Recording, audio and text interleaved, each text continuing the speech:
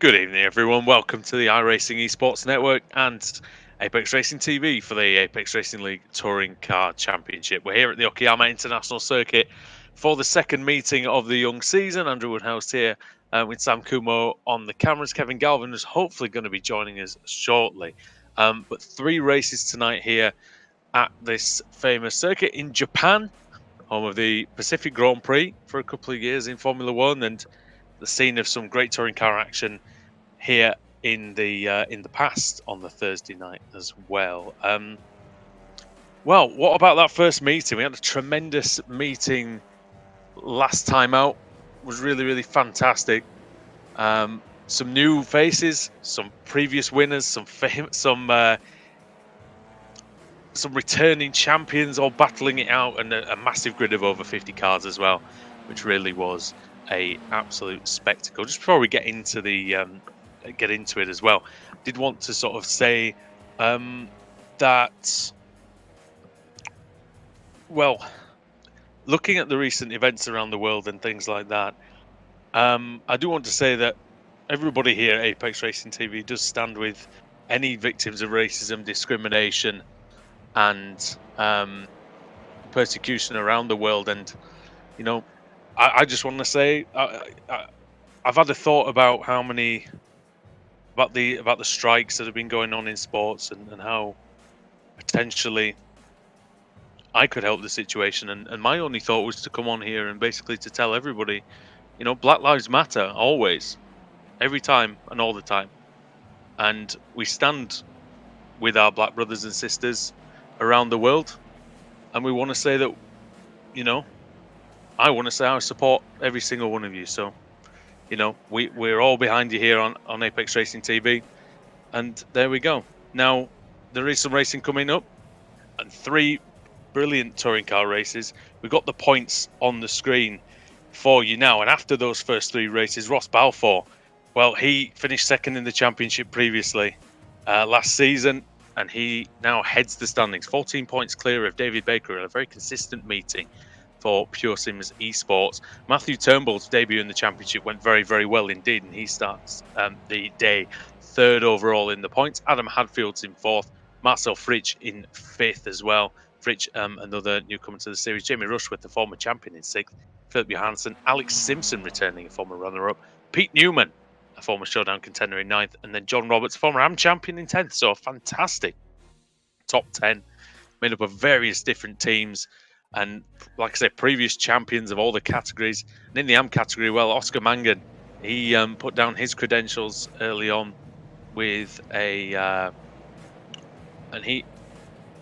he heads the standings with 12 points ahead of Jack Sedgwick, Dennis Neidhart in third. Then it's Michael Odoka. I think maybe it's the wrong way around. I think we've got the AM instead of the pro, and we've got the pro instead of the AM. But you can see Oscar Mangan is up there as well. Jack Sedgwick, Dennis Neidhart, Michael Odoka, and Jason Staney on that screen there. Qualifying has begun, and as usual, a 15-minute session here at Okayama. Let's take a look at the live action then out on the circuit. Philip Johansson, the Hell Racers, is the man that we're currently looking at. Great livery on that, and the Swede has certainly done well in a few different series that we've been covering over the past few months. And this circuit is a good one. It's perfect for touring cars. You've got a long back straight where the DRS was when the iRacing World Championship Series came here, and this long back straight is perfect for slipstreaming and overtaking, because at the end of it, see that right-hand hairpin, which is very tight. I'm sure we're going to see some nonsense there on the first lap. This double apex left-hander will set the cars up nicely for the short straight into another tight left-hander. So there's plenty of opportunities for late moves on the brakes and some side-by-side action, I'm sure. Jason Staney, the Ugandan, was very good last time out as well. And the Craig setup shop, well, Tim Greven out for this season, and Staney in. And Staney's proved more than capable replacement so far. Qualifying, getting a space out on the track is going to be very difficult indeed among all the chaos. With over 50 cars out there on the circuit, my goodness, space is going to be at a premium indeed. Can we have a quick look, actually, Sam? I wonder if we can get the track conditions up on the screen as the first couple of laps, the out lap times start rolling through. There it is. There it is. We've got a small wind, about 7 kilometers an hour there. 26 degrees is the air temperature, and it's 48 on the track as the sun beats down on the Japanese tarmac. And shout out to Paul Smith for that one. But yeah, the tyres could be an issue potentially towards the end of the race if these temperatures continue to be so baking hot out there. And yeah, a fair bit of humidity in the air as well, as is usually the case at this part of the world. Looking at Oscar Mangan for Core Sim Racing. Now, former World Championship driver, extremely talented. We'll go on board with him actually here for the remainder of his lap. 37th place on the board, but that means nothing really because, like I say, that was only an out lap. But here we go. Into the hairpin. When does he pick his braking point? It's quite late, just after 100. Turns it in, nice and smooth. You can see the speed in the bottom right-hand corner. You see how slow this section is, barely breaking 100 kilometers an hour in some places. This four-wheel drive Audi RS3 TCR car, he climbs all over the curves, does Mangan, trying to get as much of an advantage as he can. Now the hard braking into these tight hairpins, nicely judged. He didn't go in too deep. As Newman goes to the top of the timesheets, 139.639. These last two corners are pretty good. Pretty fast downhill right-hander. You want to get the inside curb, you want to touch the outside curb. Make sure you don't run wide into the final corner. It's quite a tough corner because it's always one that you think you can carry more speed into. Then you do, and then you're in the gravel on the left. But Mangan comes across, then what's he going to do? Where's he going to go in the standings? Well, it might have been an invalidated lap, I think. So he stays 45th. Adam Hadfield has gone to the front of the field. Provisional pole position for Swift Cooper Esports, 139.275. Michael Evdoka is in second place as well. And then it's one of the Neidharts, Dennis Neidhart in P3. Alex Neller might be looking for a little bit of the bubbly in fourth place. We'll see if he can do that by the end. But yeah, Hadfield looking good in the early going on. And Jason Cooper to the top of the sheet there. 139.2. He goes slightly faster. 3/4 of a tenth ahead of Hadfield. The same team. They've obviously got a good setup here at Okayama today. 10 minutes to go then. 5 minutes gone. Cooper, Hadfield, Evdoka, Neidhart, Neller, Turnbull, Trendell, Newman, Mark Woodhouse, the highest AM qualifier at the moment. Jason Staney in 10th. We look at Trendell, the Team Chimera, Audi. Dave Baker goes fastest. Ross McFarlane, reigning champion. He goes to the top of the pile, 138.446. So some of the big guns starting to really make their presence felt out there. George Simmons up to P2. Neidhart improves again to 3rd. Trendell currently sat in 7th place. Mikel Garcia up to 29th. Woodhouse with another lap. Can he get it back up into the top 20? No, not on this occasion. But we're going to see at the end of this session, I'm sure, two purple sectors for Trendell. He's got a great slipstream down the back straight here from these CQR cars here. Sorry, the pure sim car, sorry. That's the force of habit, long time habit. Yeah, but Trendell looking very good indeed. Can he parlay those first couple of good sectors into a lap maybe in the top 5? Maybe even provisional pole. Turns in nicely for the hairpin. And then you've got to immediately think about sorting it out for the right-hander. See, car 64 ahead of him, that's Matthew Turnbull in the Pure Sims OBP car. Trendell tries to carry the speed through the last two corners. Can he do in sector 4? He's going to get a nice tow though still. Drives for the line then. Was 8th. Oh, and fastest for Trendell. Beautiful lap there. and P1 at the moment for him. It's excellent stuff going to the top. McFarlane in second, Sutton in third there. Adam Hadfield up to fifth with a personal best lap of his own. Just less than a couple of tenths slower than Trendell. Sun beating down here. Great conditions visually. No issues for the drivers there with fog or anything like that, which we've seen before in these parts. Where's Wojciech Svidovic? There he is at 15th place, multiple champion. I think it's 7 titles for Wojciech Svidovic, and 15th place at the moment for the Polish driver. Behind him is a driver who's very quick in the practice. That was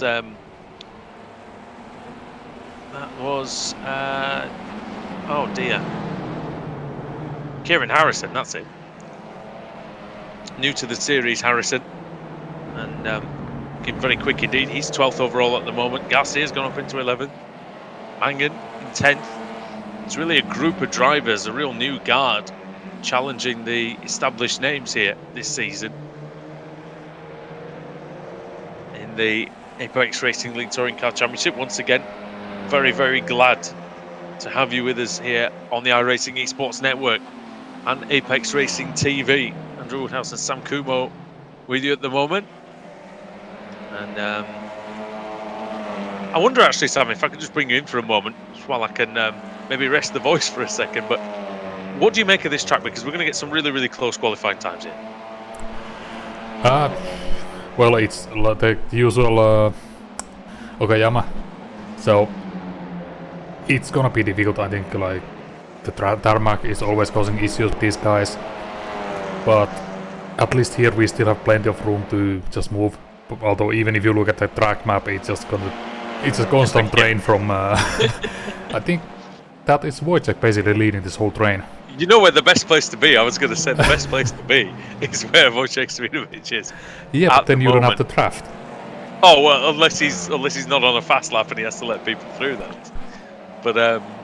But yeah, I mean, come the race as well. I mean, you've driven this track before. Mm-hmm. Overtaking is going to be very difficult, isn't it? Yeah, basically your main place is at the end of the long back straight into hairpin, but even there you can actually make the outside line work because it's a very slow right-hander followed by fairly tight and kind of awkward left-hander. So you can still defend, and I think these last 2 corners here, these are the kind of hopeful corners where you just hope that you can overtake, but it's usually just gonna slow you both down if you try to do anything there.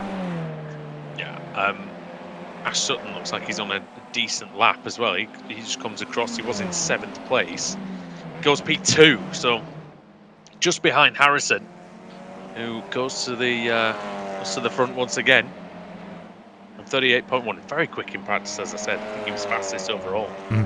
Yeah, looking at the times right now, we are not seeing many purple sectors at this point. I think we've already been past the peak performance of the track and the tires at this point, and only seen 1 purple sector, and that's from George Simmons from last lap. But the rest of the sectors, oh, that was a close one. Oh, I didn't see it. I was looking at the timing screen.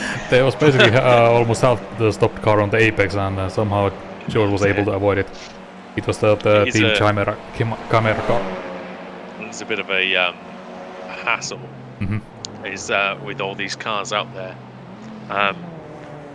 Even last week I was doing a league race on a different sim, getting that space in qualifying with 3 of us nearly piled into each other on the last corner because we were trying to get the space. So it's a task for these drivers, certainly. We're looking at Jack Sedgwick in that beautiful matte black IDC car, and he's currently in 14th place, but his racing is exceptional. He's not always got that 1 lap in him, but seemingly over the race distance he's very, very good indeed. Very quick. Yeah, he is one of the experienced drivers in the series, and yeah, he is currently on pretty quick lap, so I think this would be easily in the top 10 if he can just keep it clean for the last remaining 2 corners. He becomes pretty relentless once the green flag flies, I'll tell you that. And Dave Baker goes into 5th place. Someone who doesn't matter about the level of competition. You know, the competition level goes up. Dave Baker raises his level again, and up into the top 5, just behind Pete Newman, who was. And Newman's really improved the last couple of years. Crazy to think, isn't it, that he was a title contender all the way back in, I think it was 2015 or 2016, but really he's shown an absolutely new lease of life with his pace, with his ability over the last 18 months or so. And Newman looking good for a second row start at the moment, but all can change. Seeing a few green sectors on the timing screen. Nothing absolutely lighting it up like what Sam was saying. De Soto was on a lap as well. He was 11th in the championship, but that didn't put him anywhere inside the top 25 even. If we look at Torres, and Fiercely Forward have brought a good crew this season. Torres, the Spaniard, who is going on quite nicely actually. I do like the livery. They had a very similar livery last year, but looks very, very good indeed. And Torres in 15th place. Yeah, Torres at a really good pace. He's currently the fastest AM driver that we have. Campfield is all the way down to 20th. But if you look at the caps, this is so close. Top 20 within half a second. Yeah, I mean, that's the crazy thing. I mean, if you put on the... I mean, look at that, 0.4 to 20th place, and actually behind 20th place. There's actually, Sam, if you go actually 3 more tenths down, you get about another 10 or 15 places. So this is what the drivers are going to have to deal with here, and this is another reason why it is so difficult to overtake, because simply, you know, you're racing against people who are basically the same speed as you, and this is a track as well that a lot of drivers know well. It's one of the first tracks you drive on iRacing on the roadside if you do the official races. And then this layout, has been used in this series for many seasons now. I think it's a layout that is a bit underused. I do like it a lot. I think it tends to work very well for the for any car really, but as we were saying, overtaking is maybe the only thing that is one of the shortcomings of this track. You don't often see loads and loads of it, but knowing my luck with predictions, this will be the most overtaking we've ever seen in a ARLTC race. I mean, I think on this series we are guaranteed to have more overtaking than on most other official races, just because of the number of cars we have. Yeah, I don't think there's much doubt about that. One of the closest series you are ever likely to see. We'll run you through the grid order here then on the screen. Kieran Harrison takes pole position. He's first in the ARLTCR, ahead of Ash Sutton with Simon Trendell in third, Pete Newman fourth, Dave Baker in fifth, and Jack Sedgwick in sixth. Dennis Neidhart is seventh, Matthew Turnbull is eighth, ninth for Wojciech Swiderowicz, and 10th for Ross McFarlane. Adam Hadfield is 11th, Jason Cooper is 12th, 13th place is Michael Evdoka. Alex Neller in 14th, only 3/10 off pole, down in 14th, goodness me. Alex Torres 15th, and 16th is George Simmons. Fraser Smith is 17th, Philip Johansson 18th, and it's 19th for Alex Simpson, with Jason Staney in 20th. Adrian Campfield 21st, Norbert Leitner 22nd, and Jake Blackhall in 23rd, Preben Vala in 24th. 25th place goes to Craig Williams, and it's Oscar Mangan in 26th. 27th, Miguel Garcia, Mark Woodhouse in 28th, and 29th for Nathan Davies. Ricard Carlson 30th, Mats Borger Anderson in 31st, 32nd for Jamie Rushworth, Mike Johnston is in 33rd, Ben Gregory in P34. Sean Gardner then follows with Darius Neidhart behind him, and then in 37th place is Adam Hedgecock with Eric Mickey in 38th, Matthias Sauer in 39th, Luke Kidsley in 40th, and 41st is Rob Sutherland. Toby Ward in 42nd place with Marcel Fritsch there, and then Scott Malcolm, John Roberts, Kip Stevens, Pierre-Yves de Soto, and then Baron Glover in 48th. And then at the very back of the grid, you've got 49th Joachim Gould-Branson, Austin Foster in 50th, Damien Harris 51st, Jamie Wilson 52nd, and Simon Field will be starting in 53rd place. Right then, here we go. I just about got that in time. Here we go. 5 red lights above the drivers. The lights are off, the race is on. It was a decent start by Harrison. He's got away quite well off the front row. He's going to try and maybe cover off Ash Sutton into turn 1. Sutton will have a look if he gets the opportunity. But Harrison makes his way through then and into the lead, maintains the lead. Sutton in second, Trendell up into third ahead of... well, someone's dropped down quite a lot. I think they're off the start. Baker up to 5th, Sedgwick then down to 6th. Someone's in the gravel. I think that might be Alex Simpson in the gravel.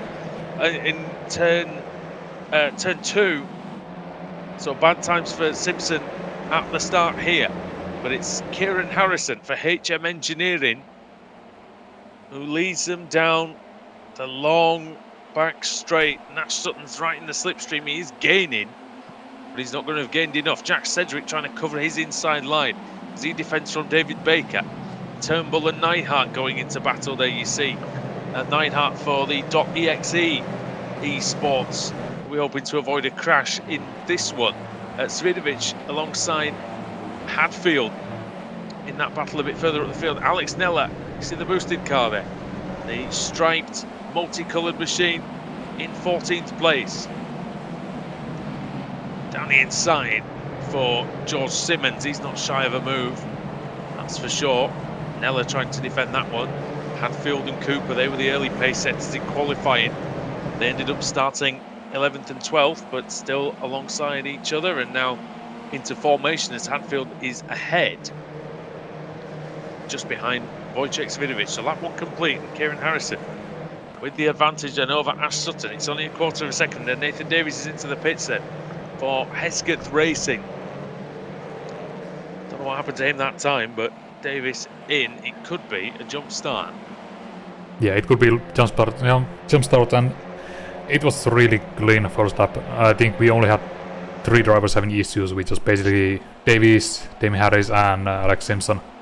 But other than that, it's been really nice, really clean, just overtaking all over the place. Yeah, very good indeed, and we've seen that. We haven't seen such a clean first lap. Oh, what's that? Too often. Oh! Oh, I mean, that's not something you see every day. And, well, I wonder if that's an optional extra in the showroom to come with, I don't know, ghosting enabled invisibility. Let's say that's Mangan up the inside, and that was Preben Vala, I think, the Norwegian driver who was involved there. And oh, there's been an issue because been a bit of a crash because Cooper's got damage. Yeah, I wonder if he made contact with Wojciech, because I also saw Wojciech moving around on the positions quite quickly. Yeah, that could be the case actually. Is there any damage to the back of car 8? Wojciech Svidovic, let's see, not really. No, I think it might have been his teammate. Yeah, oh dear. Oh dear. Swift Cooper then, making contact with each other. Maybe team bonding, maybe that's what that is. Oh, goodness me. Well, there's some bonding going on in the midfield, and that's Campfield. Oh, and bang! Johansson goes into Vala. Some Scandinavian crime there as the Swede collides with the Norwegian, but on the outside for Campfield. Oh, he's not giving Mangan a lot of room there. But Mangan, the Irishman, very good indeed, because they used to drive in the World Championship. Showing his mettle in the touring cars. He's still alongside. Oh my word! Campfield moves in front, and now there's a bit of contact. And as Mangan says, well, I don't appreciate that. You can have a little nudgy into the hairpin.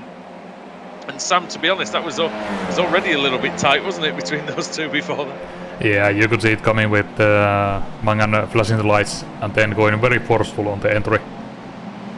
Oh, Vala late on the brakes.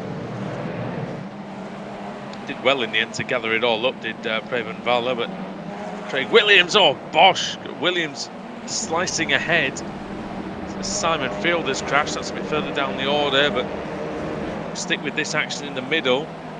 Ash Sutton's taken the lead from Harrison, Sam, so didn't see it on the screen. while we were watching that intense battle, Ash Sutton managed to take the lead away. Yeah, So it we might must be have just... might be able to Oh, we find... do have something happening in the midfield. Oh, off goes Mark Johnston. That's the Northern And he Irishman had someone off. else as well. Glover? Possibly. No, Glover was out already, I think. Could have been Kidsley. Might be Kidsley. Oh, Kidsley's in the gravel, that's where he is. It's actually the teammate of Johnston. But yeah, I'm not sure who dropped down the order. It possibly was Glover, actually, I'm not sure. But, oh, there's a move into turn 1. That's De Soto. That was Harris, sorry, getting past Stevens, I think. Yeah, so we were looking at the front, so Sutton is now taking a lead, but he is not actually being able to run away from Harrison, and Harrison is coming straight back. Well, that's very late on the brakes, and that's very good indeed, because Ash Sutton is the latest braker we've seen in this championship, possibly ever. And Harrison to get through on the brakes like that in a straight fight, very good indeed. I don't know if Sutton was maybe saying, well, you go in front and maybe just see what, you know, just maybe see what's what, but I doubt he would be just letting him through on a track like this. I feel very, very closely matched, as we see. Just 2.5 seconds covers the top 8. And just 10 seconds covers the top 20. So, again, that field spread hasn't really come to much fruition so far. Drivers certainly being quite well behaved. No, and basically...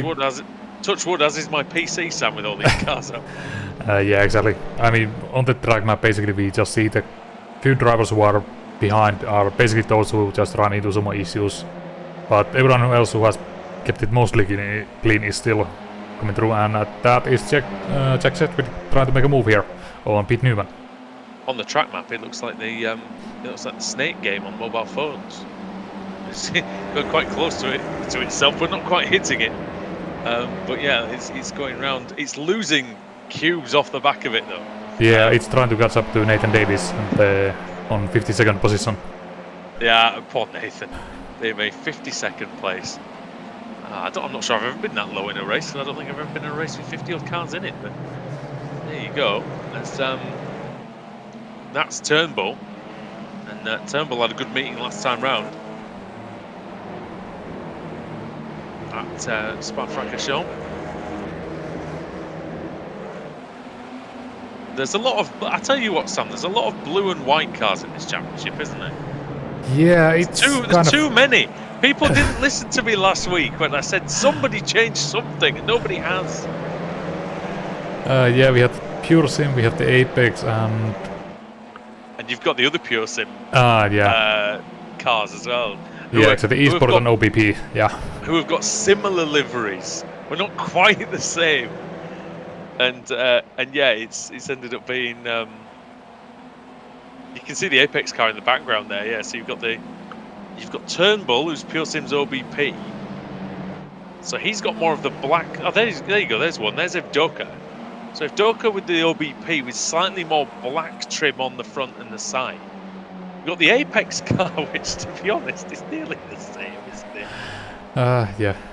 Dear me, I don't know if that's done for some sort of confusion, a bit like how some insects will camouflage into the, to confuse the prey or whatever. I don't know, but there you go. It's yeah, there's a lot of blue and white. So we'll just say that. There's more blue and white behind the Swift Cooper car. At least it's a different shade of blue. Yeah, and there's plenty of orange, so you can. Oh, here we go! It's Wojciech. Wojciech dives and he hits Hadfield. That was quite forceful. I'm not. Oh, sorry, not Hadfield. Evdoka. Not sure if Evdoka will be happy about that one. I certainly wouldn't be if that was me. But Savidovic nonetheless up into 10th place. We'll see what the stewards have to say about that. Yeah, he's not happy. No, I don't imagine he would be. So getting a bit punted, didn't he, out of the way there. Harrison leads And the front is starting to, I wouldn't say it's starting to break apart, Sam, but certainly the gaps are more like 4 tenths, maybe, as opposed to 2 tenths between. Yeah, but it's still... You can still draft back, but it's definitely opening up slightly. I think the midfield is kind of still back together, because when you have some overtaking attempts, it kind of starts to punch up the group again. So you don't really get a chance to run away with it. Harrison looking for his first win in the championship, and you know, it's always difficult to get your first win. Once you get the first one, it kind of all seems to fall into place a little bit, but it won't have taken him long to get it if he does get it here on his 4th start in the ARLTCR, and that is that will be very, very impressive. And if he holds on, Sam, to beat a driver of Ash Sutton's caliber, would be a big statement at the start of the season. Yeah, certainly. And I mean, Kieran has been extremely fast in the qualify and the previous round, so it's not like he's out of his element running at the front. Oh no, but he had a bit of bad luck, didn't he, last time round, and a couple of things didn't quite go his way. And this is the chance to potentially show a dominating performance now. It's still going to be hard to hang on. You know, Ash Sutton doesn't go away lightly. I mean, I've raced against him in this championship, and it's very tough to keep him behind. You know, I was not successful many times, but he, even if you're as fast as Kieran Harrison, a lot faster than me, I can tell you, and it's still going to be hard to keep him behind. Trendell's doing very well as well. We saw him in qualifying, put in a really good lap. We know he's a good driver. We know he's been driving around on iRacing for several years, and always finishes well in the events that I've seen him in anyway. But yeah, 3rd place, and we've seen some very good drivers in the past, Sam, come into this series and be stuck right in the midfield. But for these two to basically be doing this early on, 1 and 3, it's very good indeed. Yeah, certainly. And I think like we maybe expected a little bit more shake-up when we went from Kia to Audi. But I think what we've seen is that the fast guys who were fast in Kia are also fast here in the Audi. But then we also have plenty of new drivers coming into the series that we've not seen before and are immediately right up the top pace. Like Harrison, like Trendell. It's funny because we expected the shake-up to be last year, but the shake-up is happening now. In that, you know, there's many new drivers coming in and doing a great job. And the names that were up fighting at the front of the field last season are really fighting just to survive out there in the top 10, and that is, you know, that is what's going to make for hopefully a fantastic series going forward. As Jack Sedgwick is 5th, and he's starting to put pressure. And we said, I mean, qualified 6th, so he did improve his time, but we did say that come the race, Jack Sedgwick is very, very hard to beat. And I think this is going to be a chance for Sedgwick here. He's right in behind Newman. He's less than 2 tenths behind him. He's in the slipstream. Is he going to pull out from the slipstream and go up the inside? No, he's not. He's in overtaking place, but as anyone who knows anyone who's done rookie Mazdas will know, it's not always as easy in overtaking to there, Sam, as what it looks sometimes. Yeah, I think he would be wise to either wait for this corner here or at the end of the straight, and I think he might be setting up the move, getting around here on the straight. This is a tricky corner. I remember trying to drive this track in the IndyCar and ended up sideways, understeer and oversteer, everything through there as it was. As that corner opens up, you're trying to get on the power as quickly as possible. Cedric does have a look. He motions to the inside to at least make Newman think about the possibility of an attack, but Pete Newman steadfast in his driving at the moment, and he's trying to get on the podium as well. He's only half second behind Trendell, so see what he can do into this tight section. 2 hairpin bends, left and right bends, followed by these 2 right-handers that Sam was talking about earlier on. This first one, I do like this first one because is pretty quick in a touring car. This one is tricky to get right. See a lot of people end up in the gravel, and somebody was kicking up the gravel actually on the outside. And this is more like it in terms of the distance that Sedgwick needs to be. Excuse me, make an overtake, but Newman was late on the brakes, Sam, that time. Yeah, it looked like Newman is... I mean, he is not slow, but at least on previous lap it seemed like Sedgwick is able to hit the apexes much better and is able to actually carry more speed through the corners, but it is not quite enough to make a serious attempt at Newman. Not at the moment, that's for sure. Again, Newman ran wide here, missed the apex. Good run for Sedgwick. He just doesn't quite have it, does he? He's not quite gaining yet. Newman was still pulling away until it was this point now. Jack does brake late. Oh, there is a move behind, and that's McFarlane, reigning champion, car 1, going up the inside of Dennis Neidhart. And Neidhart is not giving up, he's on the inside, he's the German. The Scotsman McFarlane, the reigning ARLTC king, making an overtake fit for a king there. It's a good move. And, Dennis did put up... oh, he's pushing him through the corner though. Yeah, but that's close. He's parking that nicely, isn't he, on the apex, Sam? He's not letting him get a sniff of that. As I was about to say, Dennis built a good defense there, because you can defend it if you just stay on the outside on the hairpin, but then it just wasn't enough pace through the corners to keep up. Not this time. Let's see, where is Oscar Mangan right now? He's all the way down to 70th. I mean, it's way down. Okay, he has gained 9 positions, but it's still pretty far considering the championship fight that he's on. Cooper's car is showering out sparks in front from the damage. At least it was doing coming down the straight, and there you can see. I don't know if you can see them on your screen, but I certainly can see sparks coming from the front left corner. So I wonder if something's rubbing on the tyre there, actually causing that issue. No, I cannot see it on my screen, but there's definitely damage to the front left. And I think that was when he made a small contact with his teammate. We do have move for 11th place here. Hadfield and Docker then. And Docker trying to fight back after being shoved out of the way by Wojciech Savinovic earlier on. Oh, contact there!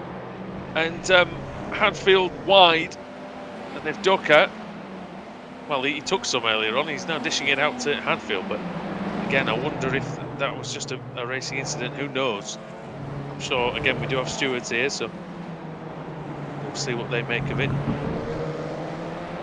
Hadfield is now pushing George Simmons, who managed to take advantage of the situation and get up into 12th position. Be happy about that, I reckon. Harrison still leads then. We've got just 2 laps to go, Sam. Harrison's hanging on for dear life now. What can Sutton do? Where can he make the move? I think like you say, I think it will be into the hairpin, but he's going to have to get the almightiest run out of this long corner, which is a bit like the reverse of turns 1 and 2 at Suzuka, actually. Where it opens on the exit. It is a good run, Sam, but he's not quite there, is he? No, but that's Sodom, so I think he's gonna go for it anyways. Yeah. I still have a go. I was, I had to. Oh, he's round the outside. Oh, if he can hold this, it'll be very good indeed. Harrison's got the wide line. Gonna sweep round. He's got it. Carry the speed. No, he can't. Sutton's through. Oh, he's not clear. Oh, contact. Oh, and here comes Trendle. Simon Trendle on the inside. And he's hard on the brakes into the left-hander. He's going to get through, I think, because it's hard. Well, thought he was. It's hard to go around the outside there. He might find this to his cost. Harrison. Oh, takes the line. Trendle gets almost shoved a bit wide. Here comes Newman looking for the bubbly, but Newman can't quite make it there, and he's under attack from Cedric. Ash Sutton starts the final lap with a lead of 0.6 of a second. That might be all the former British Touring Car champion needs to bring home maximum points. But Harrison, he's dogged in his pursuit. What can he do? Can he get into a position to challenge on this final lap? Newman and Cedric are close as well. He has to basically repeat what Sutton did last lap, but I think Sutton is wise to it, and he will absolutely defend. And half a second, that might be too far, and that is Pete Newman defending hard against Cedric. Cedric's trying to go around the outside. It is possible here. He'll need a very late move on the brakes, as Harrison isn't going to get to Sutton 0.6 of a second. He's not going to get to him on this straight anyway. He might have a chance in the final sector, but I'll have to wait and see for that. Cedric, how late can he brake? Newman brakes very late. Is he going to make the corner? Or sort of. Oh, he leaves the space. And Cedric goes through. He just opened the door slightly, did Newman. Didn't mean to do that, of course, but Cedric happy to accept the invitation.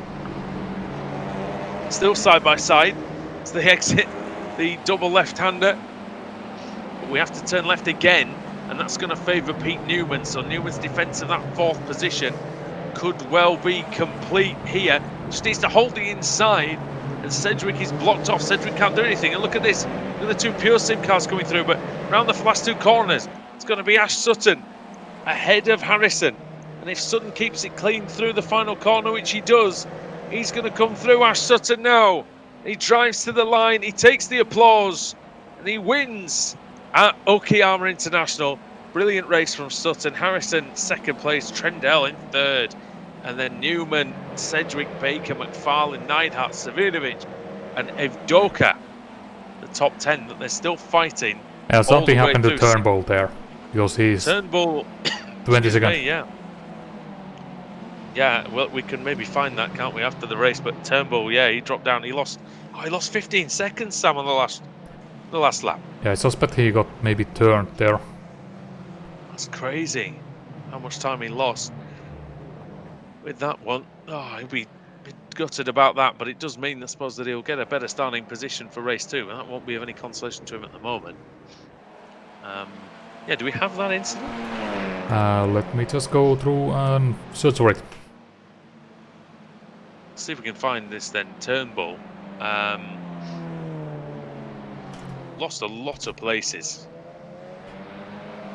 It was inside the... Turnbull went off the track, so this might be it. Oh, and it was just... he was one of the cars that was behind Cedric then. He's...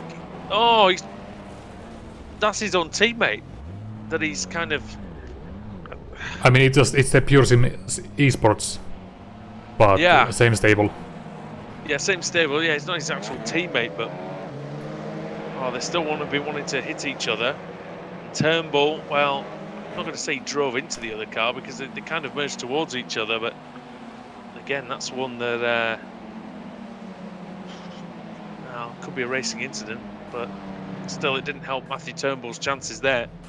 Down to 22nd position, so he'll have a lot to do in the second race, and no reverse grid wheel anymore, of course, but the reverse is going to be 36 drivers. So as that stands, that looks like it will be Scott Malcolm. So we'll get the confirmation of that when the results come up on the screen. And here they are. Looks like Team Mad might have a car on pole position, but Ash Sutton then with the win, 4 tenths ahead of Kieran Harrison, Simon Trendell in third, Pete Newman fourth, and Jack Cedric in fifth, Dave Baker in sixth, then Ross McFarlane, Dennis Neidhart, Wojciech Svidovic, Michael Evdoka, and then George Simmons in 11th, Adam Hadfield 12th, then Alex Nella 14th for Norbert Leitner, Oscar Mangan in 15th, 16th for Jason Staney, Craig Williams in 17th, 18th for Jason Cooper, 19th for Alex Torres, and the Preben Vala in 20th. We'll have to cycle through the results there. We don't have time for the grid because they are already gridding. I will not get them in time. But yeah, a few drivers who maybe we thought to be doing slightly better in this race, maybe down the order, but like I said, 2 more chances for them. 36th place is reversed. So pole position does go to Scott Malcolm. Rob Sutherland will be second. And it's Matthias Sauer, Mark Johnson, Philip Johansson, Eric Mickey, Ben Gregory, Mats Anderson, Rickard Carlson, Jamie Rushworth in 10th. Then it's Carl Garcia, the Basque driver. Then Alex Simpson in 12th. Then Mark Woodhouse. Then Jake Blackhall. Then Matthew Turnbull. So he'll be looking to make up for that final lap. The penultimate lap on that last race. Fraser Smith in 16th. And Praven Valler. Alex Torres. Jason Cooper. And in 20th is Craig Williams, the race 1 winner. Ash Sutton, just as a formality, of course. We're starting in 36th place. Sam, just very quickly, who do you think might win this one? That's a good question, because we don't have, let's see, who do we have? Turnbull is 15, so I think, just based on the previous race pace, I think he is definitely a favorite here. Of course, Simpson, he didn't have a great race 1, so he's already also in the good position here, starting 12th. Rushworth up there as well. Yeah, that's... And also, look out for Mark Johnston. Hesketh Racing always seem to do quite well in these reverse grid races. So we'll see what they can pull out of the hat. For this one, long gridding here. A bit longer than normal, but that is, of course, because having to try and get everybody on the grid. I'm hoping that everyone will get on the grid, because I was kind of surprised that we didn't have the 10-minute warm-up. Well, we didn't have one last week. Yes, but there was discussion that we would have it between each heat. So I'm hoping that everyone is actually back on their seats. That'll make it longer than the old format. But we thought we were getting a shorter format, damn it, and now we're getting less breaks.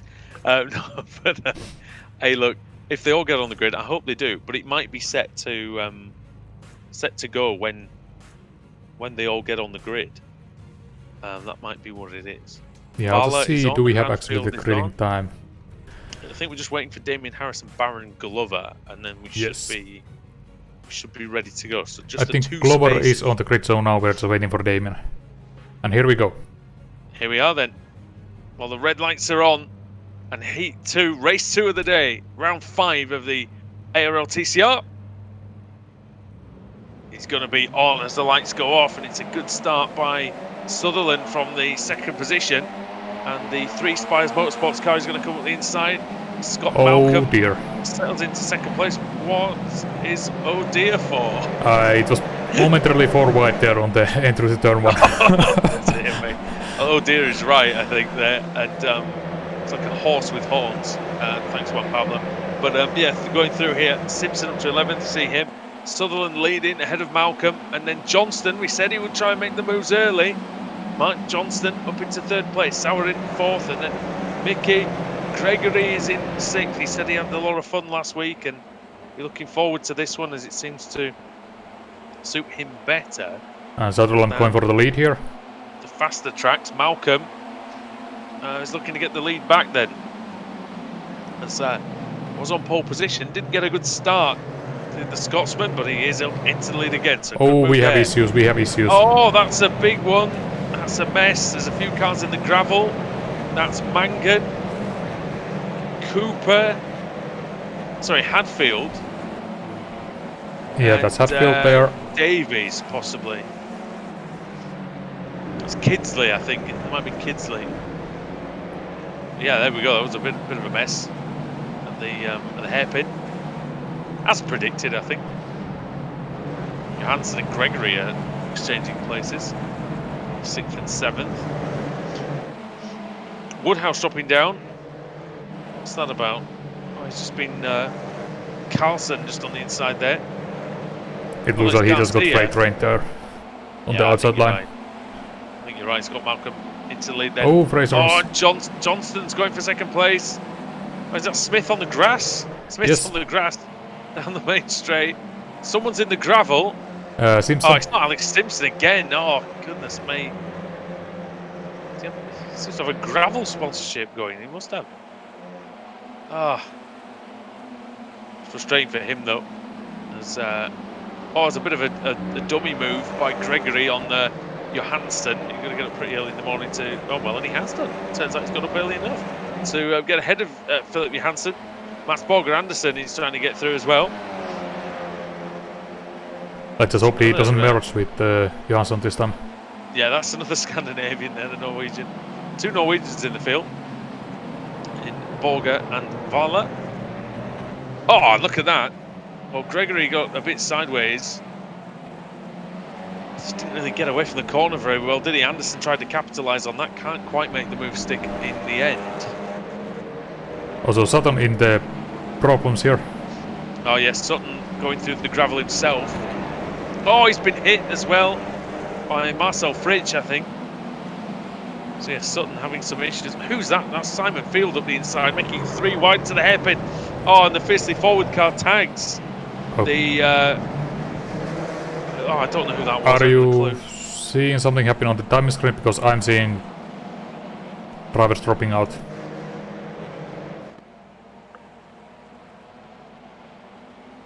What, out of the race out? Oh, there's all sorts happening, isn't there? Yeah. Johnston, well, we'll stick with it for the moment. Johnston leading ahead of Malcolm. Has it settled down? Possibly. Yeah, might have settled down. We had a big problem there. Quite a lot of drivers disappearing, but looks like everyone's back. Yeah, I think that might have been some server issue. Oh, out of control! Vala! Oh, wow. How has he got that one stopped? So I have no idea. I think we might also have Sam Fitzpatrick joining us, so maybe that was the cause of things going wild. I wouldn't put it past him. Hashtag blame Sam. Hashtag blame Sam already on the stream. That's absolutely terrible. Apologies, just letting into the session. But yeah, looking pretty fun in this race 2 at the moment. I don't know if I confirmed that he's messed that up, Sam. I think. Definitely. Oh dear. Oh definitely dear. Confirmed. Okay. It coincided perfectly with you loading in. We've got. We're seeing that's Johansson then, and so it's Carlson with. Everything's moving around so quickly on the timing screen. If Doka's around, he's moving around, and they're now 3 wide, and that's Nella going through the middle. He's made some places, and bouncing across the curb is the fiercely forward car. That's Torres. Torres getting shoved wide, and meanwhile Mark Johnson leads by 1.5 seconds. I tell you what, these Hesketh boys, they know how to pick up the scraps of the race wins from the reverse grids, and Johnston is making some serious hay. In fact, you could say he's bailing. He's that far in front. Sauer is in second, Malcolm third, Mickey is in fourth, and then Sutherland in fifth. So Sutherland's start didn't quite parlay into a run at the front, but it's still in 5th place. So it's not the end of the world. How are we doing, Sam? Yeah, all good at the moment. I think Scott Malcolm in my experience, only with the 1 race win. He's one of the most experienced drivers on the grid is Mr. Malcolm for Team Mad, and of course leading for part of this race. I don't know about you, Woody, but I think Silverstone he won. I think that was his first race that he ever won. I don't think you were around watching to commentate on that one. I know you're right. I'm not sure if he's won since. I know you're right on the 1 win. I'm pretty sure it's 1, but hey, he has won 1 in the series, and that is what matters. Not in ARL though. It should just be added. It's the Thursday night. I think it's the same league. Thursday night. Yeah. It's Sutherland. We see Sutherland, Gregory, Johansson, Turnbull. Turnbull, who started in 15th. We documented his calamity at the end of the previous race, but making a good fist of this one, up 7th places from where he started. Woodhouse is also in the top 10 in 10th, and Vala is up from 17th to 11th. And Turnbull, in fact, sets the fastest lap of the race, and that is handy indeed. 138.742. So he pushes on, and you know what, Sam? We've seen a lot more wheel-to-wheel racing than I would have imagined around here from meetings in the past. Anyway, Yeah, usually this place is almost impossible to overtake. Oh dear. But absolutely proving us wrong there. Ben Gregory actually just going past Rob Sutherland up into 5th place now. Is Gregory Turnbull with an opportunity to take advantage. Johansson, he's running in that 7th place, top of the pro Oh, he's drivers just. at the moment. A little bit of movement under braking, and Johansson's going to try to gain the position instead. Rob Sutherland just dropping down. I know that Sutherland can be quite feisty, usually a good racer. To be Well, fair, is that. Rob, but it is Turnbull in the end who loses out to Sutherland. Can't quite get the move done. Well, that was turning defense into offense for Johansson. He thought, well, I know that he's going to try and come to the inside. But he had that. Oh, contact. That's Vala, and that's into Woodhouse. Woodhouse is around. That might be steering damage as well for Woodhouse. That could well be the end of his race done. Doing the stewarding last week, there were much smaller impacts on the corners than that, which ended the drivers' races. As I got another spin round as well, maybe it was just a half spin. Jamie Wilson losing out from that. Yeah, it's getting a bit fractious there in the lower reaches of the field. A bit higher up, we're seeing. What are we seeing? We're seeing Scott Malcolm has closed up in 2nd place. Into 2nd place man Matthias Sauer, and he's got within a couple of tenths of him, so looking pretty good for the Scotsman and team man. Bit of a reduced entry for team man actually this season. Oh, Campfield hard into the wall, and that's going to be back into its own teammate. Unbelievable. And that might have been possibly an Apex car that got the run of that as well. But yeah, it was Torres who ended up with the short end of that one. Oh, and that's a crabbing car, isn't it? You'll do well to get that to the end. You get disqualified after 4 laps, I think, of running with a damaged car, and so he won't be able to get to the end of the race. I think the car in front of him might be damaged as well, because he might have been crabbing along the. Let's see this again then, Sam, and take us through this one. Yeah, so Campfield just behind. At this point, his teammates not too far ahead, then just gets the contact. Not sure if that was Campfield moving across. To be fair, it is tricky. It's a very weird kind of part of the circuit there, because you have a couple of very unnecessary kind of sweepers, and then the track kind of narrows down a little bit Abu Dhabi style. And that, I think, was the cause for that one. We often see that in touring car racing around this circuit. It's Luke Kidsley as well, seemingly towing back to the pits. That's a shame for Kidsley, and that might be the end of his race too. The reverse grid for the final will be 25 cars, so it's one of the smallest reverse grids we can have. So you need to finish in that top 25. So bad news for those drivers. I'm afraid I've got some bad news. I think that the reverse grid coming before the session is certainly quite interesting, and certainly makes for some maybe some different strategy elements between the drivers, who, possibly a bit of we wouldn't rule out the possibility of somebody sandbagging to get that position, but you'd like to think everybody's going to try and race the best they can. We've seen it in other series though. Alain Menu did it, didn't he, famously in the World Touring Cars about 10 years or so ago. Up the inside for Turnbull, continuing his recovery then from 15th on the grid up to 6th place now. And Sam, I was talking to Sam Kumo about this in the first race, about just how impressive a lot of these newcomers are, and from your perspective, we've seen drivers come in and out of the championship and with varying degrees of success, but this new crop seems to be fantastic. Yeah, definitely. I think no disrespect to some of the new drivers last season, but they turned up, and not many of them kind of stuck for the entire season, unfortunately, and a few of them got quite a few penalties. But this batch of drivers are really high quality. A lot of Scandinavian drivers as well. We've got a few Swedish and Yeah. Norwegian drivers, which is very similar to what we've got in the Apex Racing League GT Championship on a Sunday night, also on the Esports Network. And Apex Racing TV. Oh, Newton's Cradle there. Pins. And that's Eric Mickey coming off the worst, the American, who the independent driver is the one who ended up getting the worst of that. On the inside is Anderson now coming up the inside of him in the TC Motorsport car. It's like Sam said, one or two drivers from Norway. We said that earlier on as well. Now that's Gregory and Turnbull, so that'll be good. Ben Gregory, former AM champion, and Turnbull in just his 5th ARLTC race.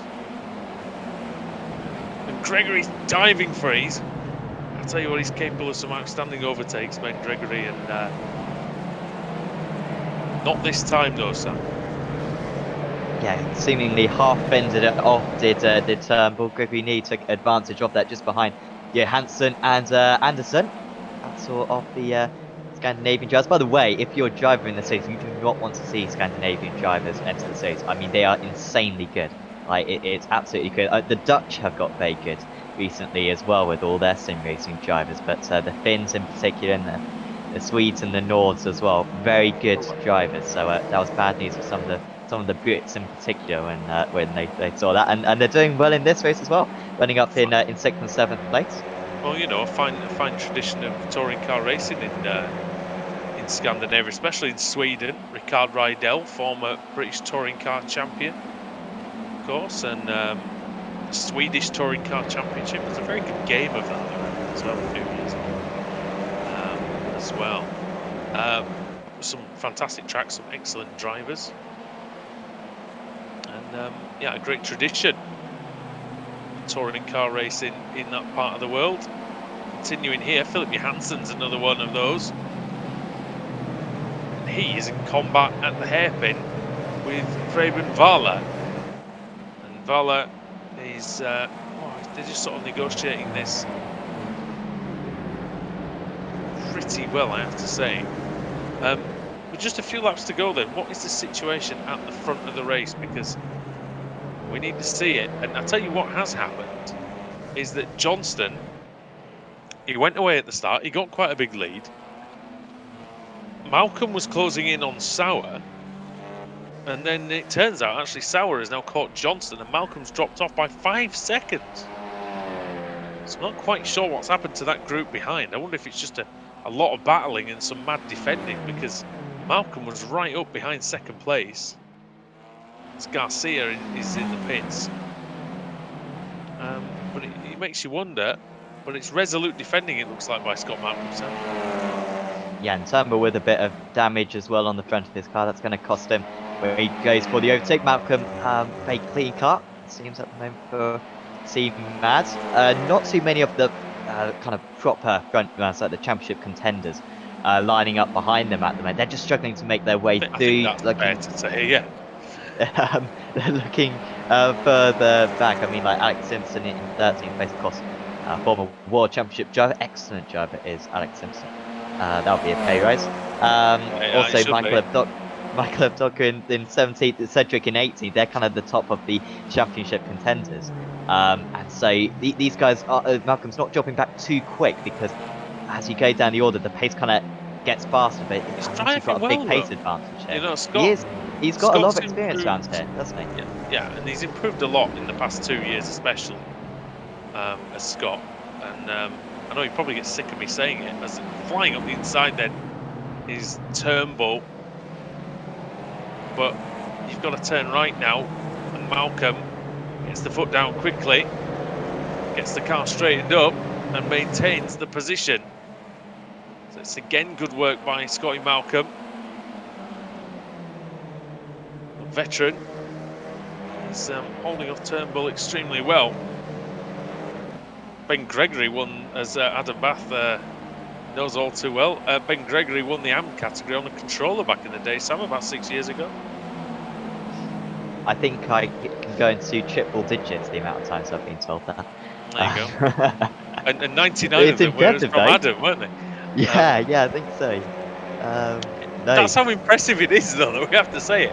Oh, Vala's on the grass, a bit of the gravel, a little bit of gravel. But he's, yeah, 8th place for him at the moment. Sutherland is still hanging on the top 10, doing well. Jamie Rushworth's got up to 11th place, and he's just put a place on Johansson. And then Alex Simpson just behind them, and then it's Jason Cooper. So, and Ricard Carlson, Wojciech Savinovic is in there, and then actually there's a pack full of really massive hitters, isn't there, in the middle?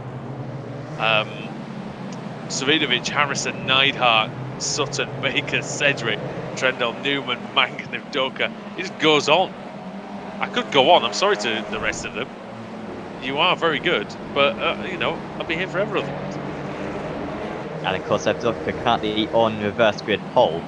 It's always going to be a race 1 grid, isn't it? For race 3. There's that many could top be. drivers around Yeah. that area, which is usually we'd see. Oh, we have had We don't get that reverse grid, often, but though, that's still.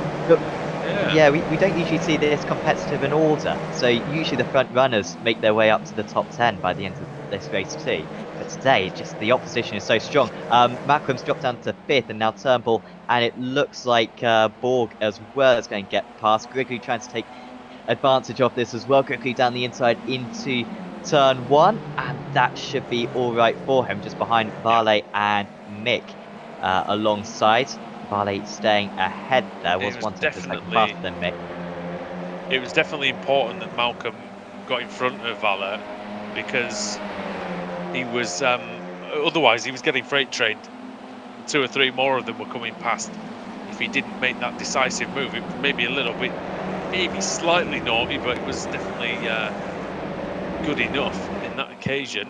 Probably fine and dandy in touring car racing, as now the action moves to the inside of the track as the drivers in front try to get out of the slipstream. And Vala sizing up Malcolm again. Eric Mickey trying to go around the outside, and Jamie Rushworth trying to come through as well, another veteran of the series. There you go, that's a good move there, and that'll be Rushworth up into 9th place. Yeah, Blackhall up into... Sorry, Blackhall, dear me. Into 8th. Sorry, I'm used to Rushworth driving that car from last year. Yeah. Good driving there from Blackhall, because he's got to leave a little bit extra room to his rival due to his ping. That will be one of the top pro drivers, because only Turnbull ahead of him in that pro category. That's way off the circuit for Valley. You can kind of get away with that, but you can understand that it's not ideal, because you still need to get some power down onto the circuit. That's Blackhall again. He's trying to get through. It's the final lap, and Mark Johnston leads by 9/10 of a second. There he is, the man from Northern Ireland, trying to hold off the German Matthias Sauer. And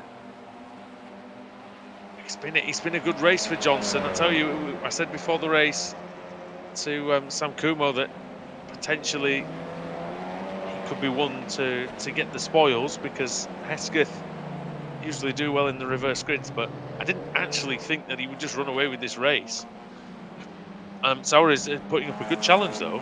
8/10 of a second behind, but I think at this point, Sam, it might be too much. Yeah, I think so. He was closer a little while ago. He got the gap down to about half a second, I think, but could never really get within passing range. Still a good result though for Sauer, and these two of the favourites for the Amateur Championship. With all the points you can get for the Amateur Championship, no trade down, so that'll be very important for them. They'll both be very happy with this result.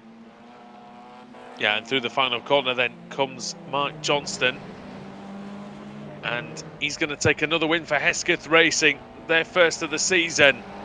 Johnston does it here at Okayama in race 2. Brilliant job, and a brilliant job from Matthias Sauer as well. Lovely stuff. And Matthew Turnbull, well, the last race wasn't kind to him at the end. This one is. He gets 3rd place on the podium. And that's his first podium of the day. I think he passed Anderson on the last lap. We saw some kind of change there. So Turnbull with a late charge, like how close it is behind as well. 25th place, went to Evdoka in the end. He held off Fraser Smith by quarters of a second.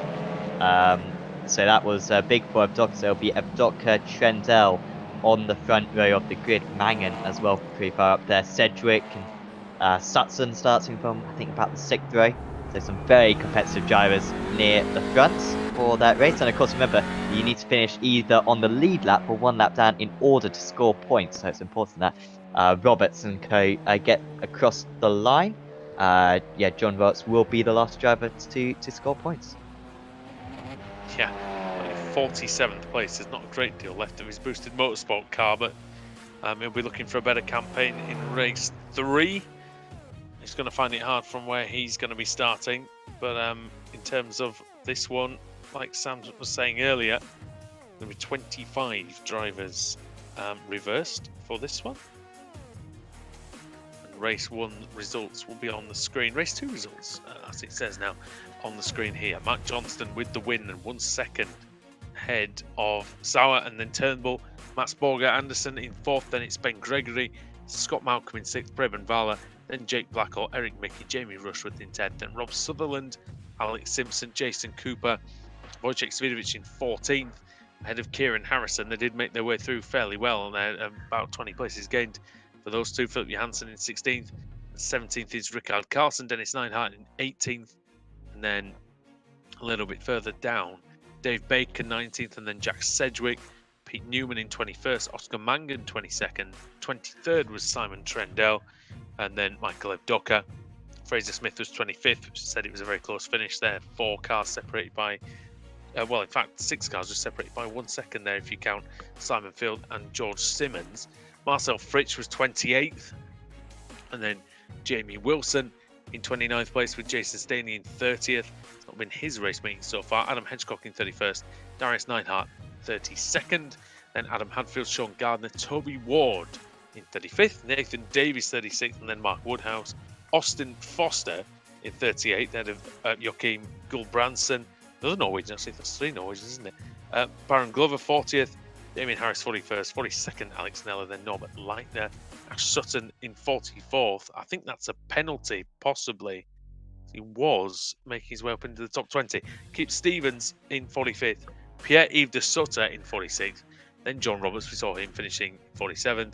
And the retirements, well, there were only 6 of them still, despite the reverse grid. Craig Williams, Mikel Garcia, Adrian Campfield, we saw Alex Torres, we saw Luke Kidsley, and then Ross McFarlane was the first man out of the race. Sam, that is a bit of a shock.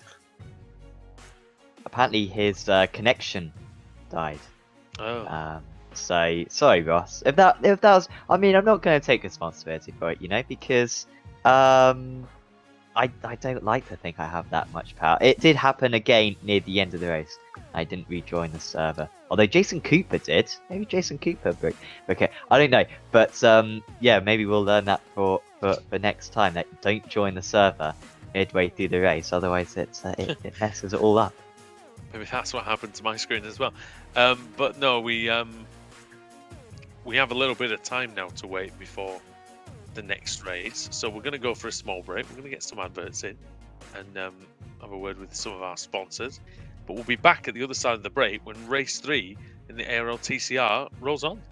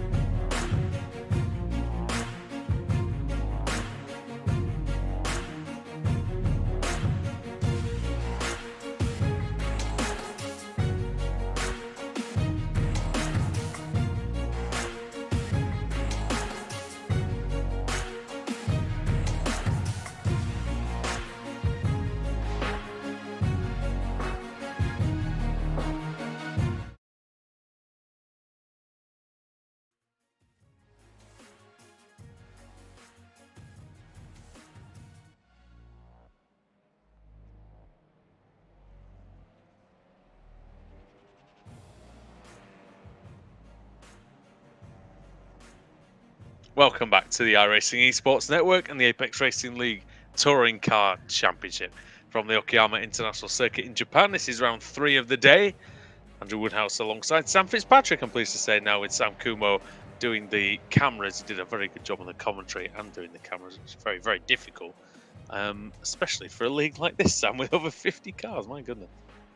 Absolutely. Anyone who's ever listened to our co-commentator, co-broadcaster Marco Barbanero, he often tries that, and it's horrendous. I mean, I always have to turn off the streams whenever I'm watching him. So Sam did a vastly superior job. Hopefully Marco's listening. I'm going to tell him about that. I am going to tell him. We need to be frank with him. Really, he needs to learn. Race 3 dear. about to grid up. Speaking of learning, are these drivers, Sam, going to learn maybe some lessons from earlier on in the day? Who knows? Unlikely. Well, they are touring car drivers. I mean, what can we say? We've both been one, and it's it's a different mindset that comes over you, isn't it? Fraser Smith is going to be the one who's charged with leading the field away from pole position.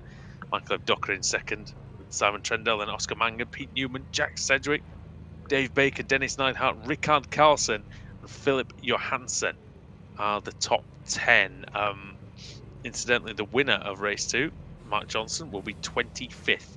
Because that's how many cars are reversed. There he was at the top of the screen. Kip Stevens down in 45th place, see him there. Ash Sutton 44th, and the reigning champion Ross McFarlane, well, 53rd place. Have to get his binoculars out to be able to see the lights, I think. But here we go, as we're ready for the start. We're going to get 5 red lights above the drivers.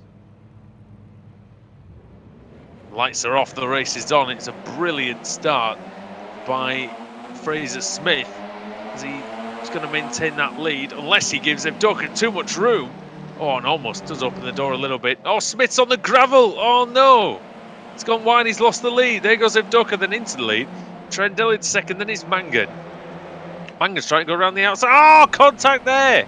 Mangan goes off, and Trendell getting the elbows out on the first lap, and he might have to do that with Pete Newman as well, Sam, into the long right hand. Looks like Newman's been able to get past, and Cedric's been able to get past as well. He's going the long way round. Should get the drive now, should Cedric. However, he could be boxed in down this next straight. Has he got the overspeed to get past one cut? And now that smart jump from Newman now gives the toe to Trendell in attempt to keep Cedric behind him. However, Cedric's going to get that one done anyway. And now Trendell gets a little bit of contact from Smith. There was a weird turn one for Smith, just went in too deep, dips the wheel to the grass, and skidded wide off the circuit. Great start for Turnbull further down, up 4 places so far. Yeah, brilliant start there. And look at this jostling for position. This track is wonderful on the first couple of laps, it really is. It's been good in the rest of the laps as well. We've seen, oh, big dive. Oh, and the boosted car gets turned around. And that wasn't the car that was flying up the inside that caused the contact that time. It was the one on the other side. The one in the middle, I think, Sam, sorry, that was what I'm trying to say, who I think made the contact with, I think it was Simon Field, was it? In the Gardner. Oh, two off here, sideways, oh, bang. And that's the, that was, somebody broken steering, I think, for the, big crash. And that's Harrison involved, and it was the 27 of, it's the 27, Marcel Fritsch, I think, who started that one. There's a wheel bouncing across the circuit. I think that's done and dusted. Look at the state of that. Wasn't too far away from a safety car there. We had a few cars. So it wasn't Harrison, Sam, sorry to butt in there. It wasn't Harrison who had the trouble. It was his teammate. I think it was Norbert Leitner, possibly. Yeah, because I was worried for Harrison there. I thought it might have been him. Man, getting a little bit swervy down the straight, very much like, I'm really quick, guys, just don't overtake me, I want to get past these cars ahead. I'm sure Kieran Housen has probably learnt that by now, but hanging frustrated by being kind of pushed off in those stages. We can't go around right in the middle of the circuit. Oh, that's very good. It's Ash Sutton, and now he also was Blackhall, and he then gets put right in the correct direction, but might have too much damage to carry on. That's never a situation we'll be in. Oh, Much lock rather up. be in that situation in sim racing rather than real life. But Yeah. Blackwell to the back. He does seem to have decent pace still. Yeah, facing the whole field, it's not exactly where you want to be, is it? As Craig Williams has had a bit of a subdued meeting, I'll be honest. He's down in 45th place. Oh, he's sideways. That subdued the level of grip on his tyres, but manages to get away with that. Newman sets the fastest lap at the end of lap 2 in his pursuit of Michael Evdoka. And here that is. It wasn't looking good for Jake Blackhall, but it is looking good for another driver in the Pure Sim stable, Sam. That's Evdoka. And started in second place, got a good start, took advantage when Smith went off, and now he's in the lead. Must have made a mistake on that last lap. Evdoka. Yeah, I think he made a mistake in the first sector. Well, Perhaps. Newman's just made a mistake there, mate, as he went a bit sideways, and that's allowed Cedric to get alongside. Yeah, Cedric, this is easy enough for him. Newman, experienced driver, knows that Cedric's a bit faster. He still fights around the outside. I'll have the inside for the next corner. And But he if is he isn't, fighting I along don't with him know if he is with the faster though, Inex driver. really. And then does get ahead finally. You're much more versed in this series than Well, they I, were so very evenly I'll matched take your in the word for first. it. No, well, they qualified together. I think 4th and 5th they qualified. Newman ahead of Cedric, so very similar pace on this track. He did have the run though after the mistake by Newman. Cedric does go Newman through, but it will be interesting Newman to see was if he can catch amateur. Evdoka now. Sorry, mate. Well, was Newman amateur In the last last season or maybe the championship, he season was, yeah. before?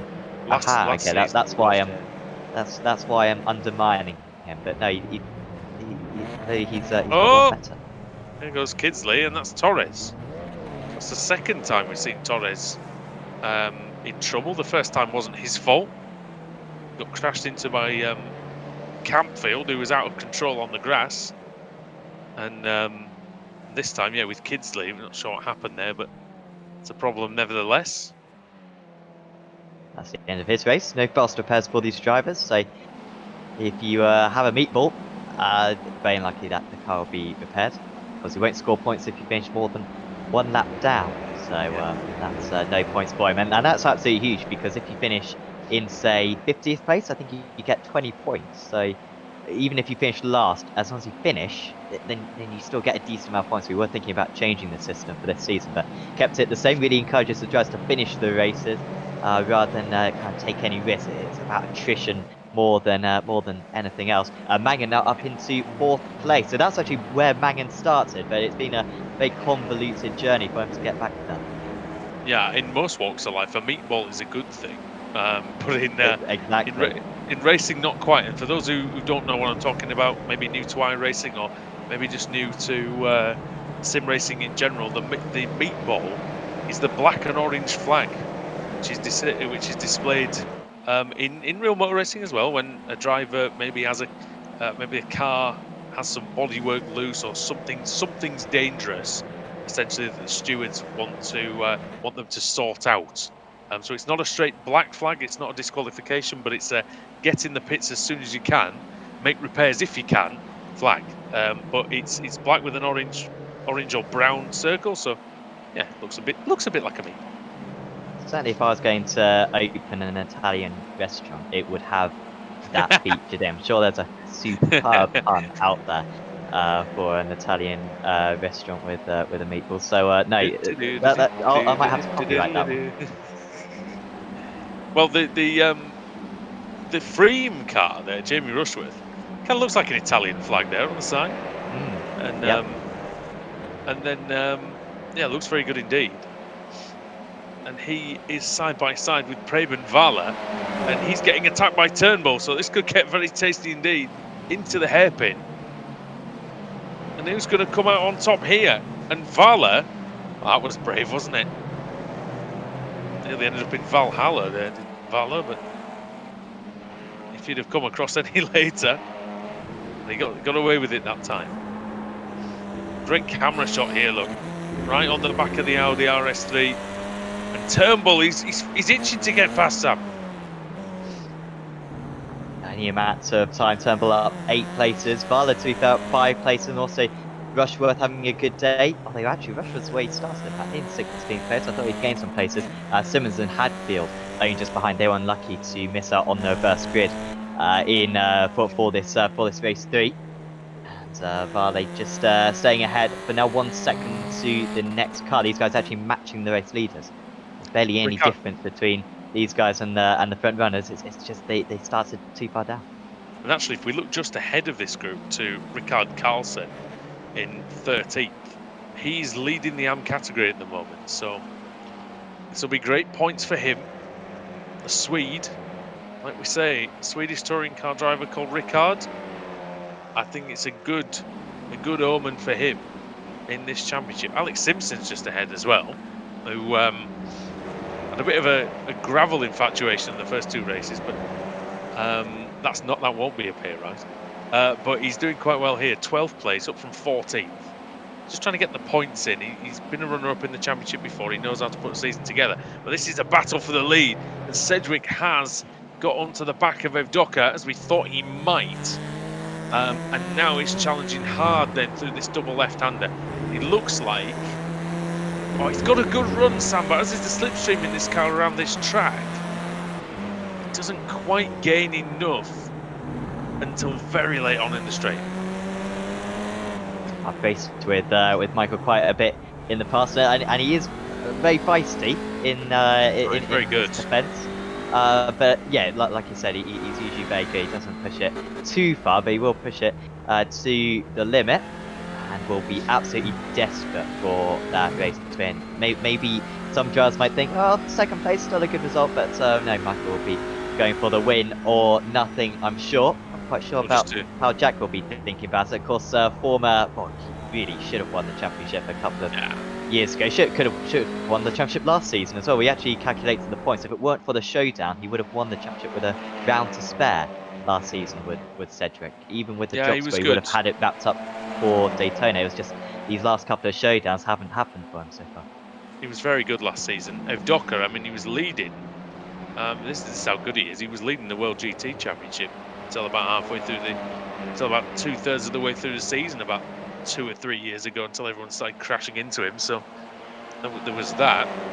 So it gives you an idea of the kind of competition that he's been in, and you know he's been in this series and doing a good job. As Cedric goes for the move, then he's going through into the lead.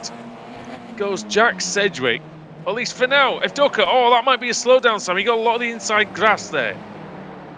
I still want to get Jack position and then serve it, but he's still going at the moment. He'll have the inside line for the next corner. He can go around the outside at this hairpin. Of course, that turns into the inside for the next corner. He's a little bit deep, but he'll keep his nose in there. He's going to come back again. Is the next car. Is Evdoka still alongside? He's still got half of his car alongside. Here comes Newman as well, just behind. Evdoka, I think, will have to back out a bit now. No such can do. And he goes around the outside through the first part, now through the second part, and that's going to be a better exit as well. And he should be leading as they move on to lap 8. Here comes Pete Newman, though. The slipstream of the Freem car is almost pushing Evdoka back into the lead, and he goes into the lead. Newman's going to try around the outside of Cedric as well, and Cedric almost leaning on Evdoka as they come through the corner. Evdoka has the inside line though for turn 2. This is the part of the track where it gets tight. This is what Sam said earlier on. It sort of pinches almost unnecessarily here, but just provides some great racing. Oh, and he's just alongside. Is Cedric? He just had literally Sam, an inch of the front splitter alongside, but it was enough for Evdoka to have to give him the space. Yeah, but Evdoka's got the outside line again. Was on the power slightly earlier, and he is making up that gap. They're going to be dead level by the time they get onto the brakes at the end of this straight. Behind Mangan trying to get up into 3rd place. He wants to be better than the rest, picking up the pieces from this. Evdoka mega late on the brakes. Can he get stopped? He should have this one. This time, Evdoka, he's in a much better position than he was this time on the last lap. Still there. Now he'll try to push off Cedric. He's remaining alongside. They just cannot get a car ahead, can they? These next 2 corners, though, this is where that left-hander there, and this tight left-hander is where the grip for the car on the outside doesn't always seem to be there, but it doesn't seem to matter to Cedric this time as they bang wheel arches once more, and Cedric surely into the lead now, although if Evdoka gets a good slingshot off the corner, he's trying to make some space, he's trying to draw alongside once more. but Jack Sedgwick is clear. Jack Sedgwick leads the race. Now Ducker's got to respond immediately. He's quick as Yep. Ducker, but this is going to be his best opportunity to come back. He's got the gap back down to a 1/10.5. This first corner quite quick in these touring cars, so I don't think he'll have the braking area to go for it. He does look at it, and that actually compromises his line slightly. Now just nail these next couple of corners and then go for a dive into the hairpin. Mangan will be trying to get past Ducker though soon. I think that's slightly more likely that we're going to see a change for second and third rather than first and second. Yeah, Mangan got past Newman in all that as well. So Pete's going to be annoyed that he's lost a place, but Mangan taking advantage of that situation well. And Ducker's, he's right up. He's right in the slipstream though. Oh yeah, and it's just a 1/10 of a second. He's going to have to defend this, Jack Sedgwick. We've seen him be a very, very good front runner in the past. Once he gets to the lead, he very rarely loses it. If Ducker has to brake late, he knows that that's his only chances to get this overlap. But unlike Sedgwick on him on the previous lap, Sam, he cannot keep that overlap, and he almost lost the place to Oscar Mangan. Oh, Mangan has his beam spun round. Oh, there's some contact, and that's more contact for Mangan to accompany that issue they had on the first lap. Newman moves back up into third, and Harrison and Baker alongside one another. Harrison, big move all the way around the outside of the hairpin. Yeah, and had the inside for the next corner. Oh, Mangan will be furious. I mean, Mangan should have really won this race. To be honest, he started ahead of Sedgwick. I think he's had equal pace to Sedgwick, and that just a couple of bits of contact, probably not his fault, have sent him further down the order. And now we've got Sedgwick leading the way by 7/10. Ducker still slightly in the draft. He was gaining a bit down the pit straight, but with still 4 laps to go, he's got time as Ducker, but it'll be tricky. This will have to be some of his best laps. So, of course, in this touring car, there's not a whole lot kind of that you can do. You don't necessarily kind of push it around the lap. Of course, you've got front wheel drive. So if you're on the power slightly earlier, then you often just run out of time. So to find that extra 5% is really tricky. It's hard to hustle this car. It certainly is. You know, you can push, but yeah, you can't quite. It's not like a rear-wheel drive car. Maybe step on the power a little bit early. You might get a bit sideways, a bit of risk and reward. You don't really get that in this car. It's more about controlling the tyres, making sure you've still got enough left at the end. And it's not quite as hot as it was at the start of the day when it's 40 odd degrees track temperature, but it certainly is still very sunny here. 29 degrees, you see. The air temperature's gone down by 1 degree, but the track temperature has plummeted. And Harrison, oh, big wide arc here, Sam. Oh, that looks good. That looks good for Harrison. I think that's what he did on the last lap to Baker, wasn't it? And it worked well again. The outside for the first hairpin doesn't seem too bad, but then once you have the inside for the next hairpin, then that's a big advantage. Maybe it's just because of a slight elevation change, a bit more grip on that inside. Traditionally, yeah, that seems to be the way to go. Traditionally, that first hairpin was terrible for trying to go around the outside. You just couldn't do it. But I wonder if it's just rubbered in that line a little bit more during the meeting, and that's sort of maybe we're seeing a little bit of a bigger groove, as they'd almost say in NASCAR, appearing around that corner as Baker now takes on Oscar Mangan. He's going to try and get 5th place away from the Irishman. Baker, the season 7 champion.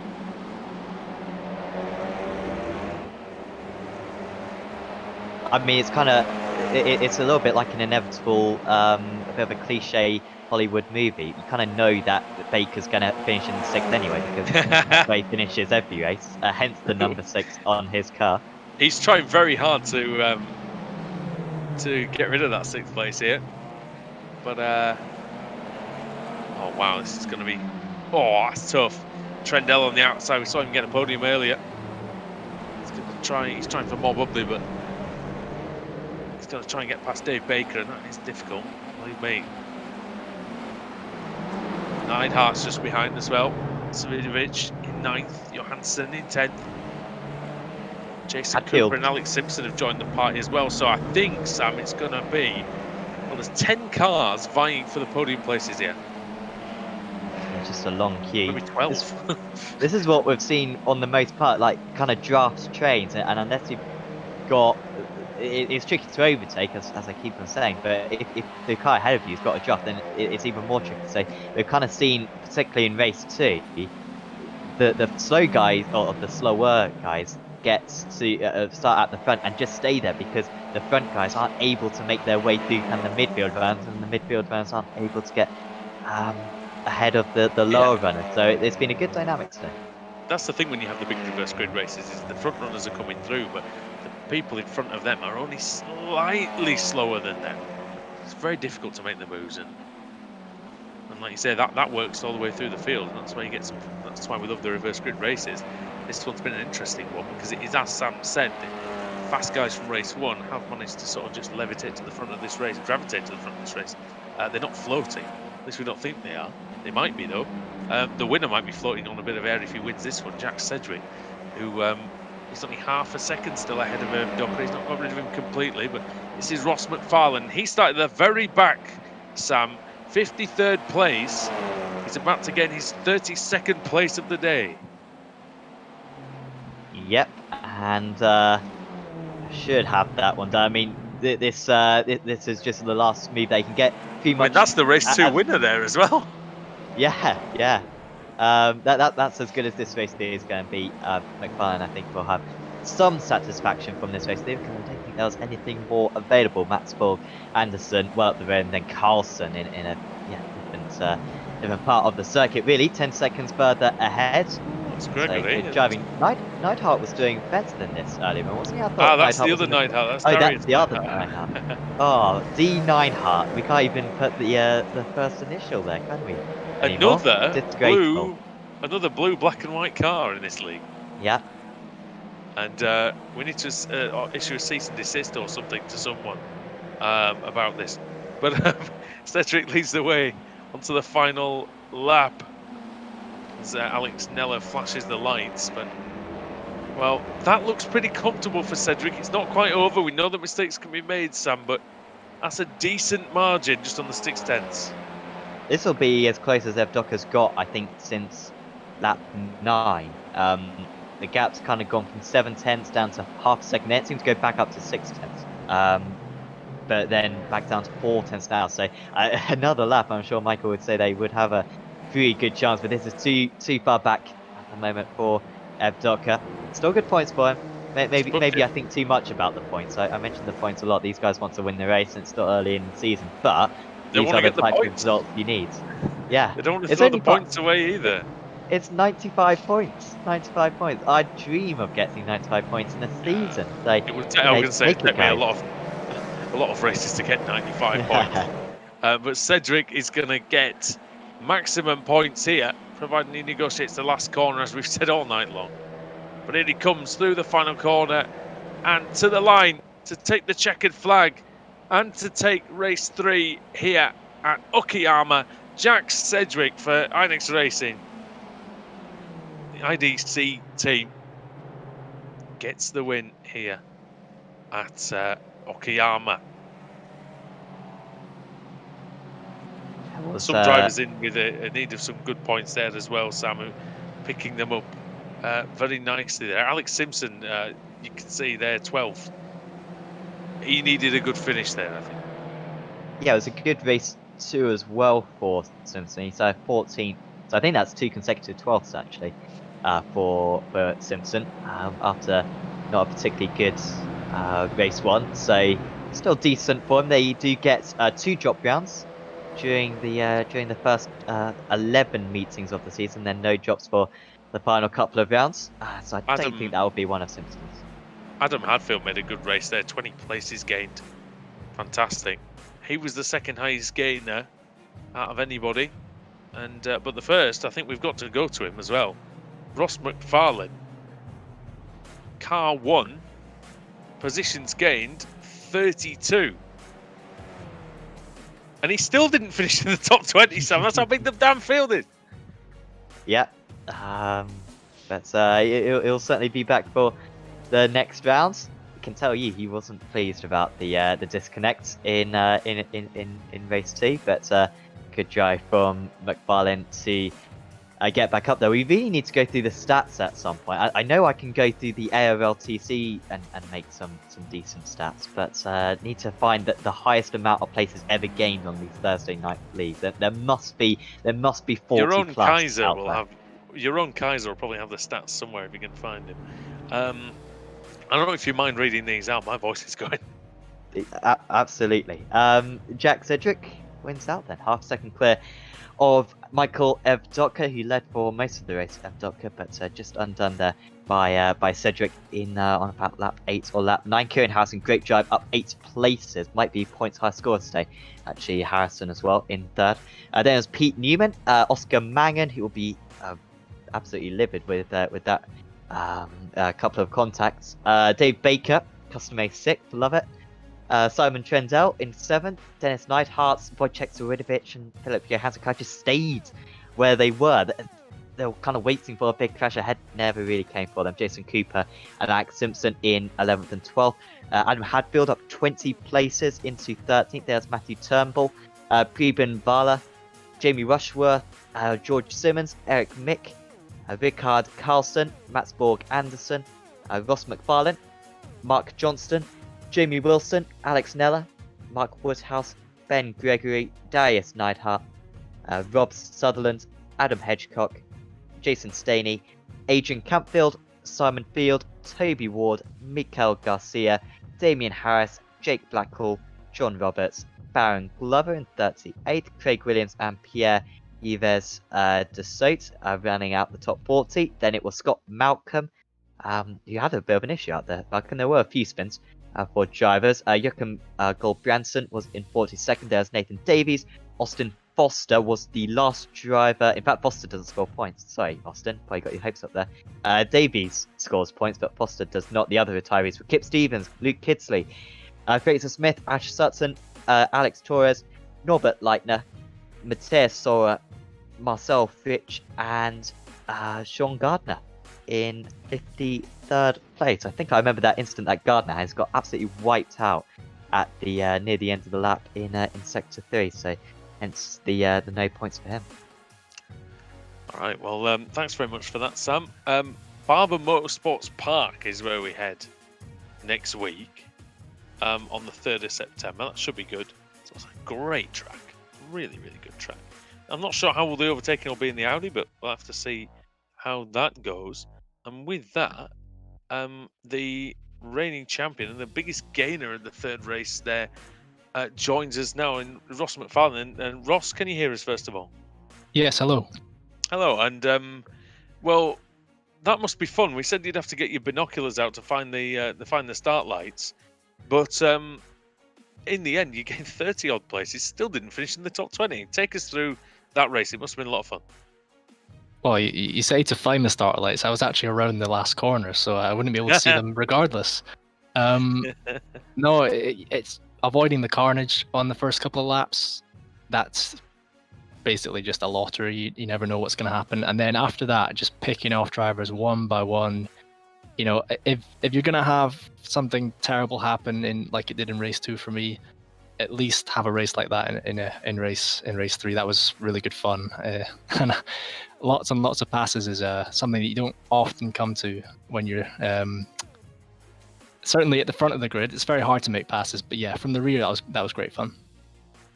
I mean, this track is quite hard to overtake anyway, but you know, made it look easy in that race. But yeah, what happened earlier on then? Was it was a disconnection, I believe, was it?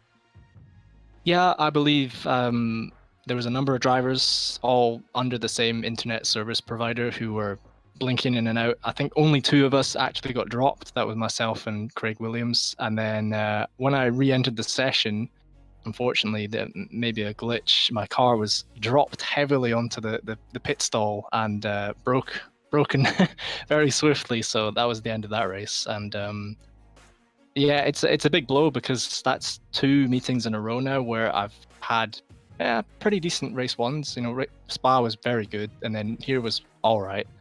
But I've effectively used both my drop rounds already, so I've got nothing to lose from here on out. I've got to be scoring as many points as possible and just having great meetings. I remember when the team racing started. I think people used to say that the cars used to get dropped from 10 foot above the pit stall sometimes, and yeah, it was a bit of an issue. It doesn't seem to happen much anymore, but unfortunately, it's happened to you this time. Well, let's look ahead to Barber then, given the fact that you've not had a wonderful couple of weeks, but Barber Motorsports Park. We were saying that we really enjoy the track here. What do you make of it? 'Cause obviously the series has been there before, but is it the first time in the Audi?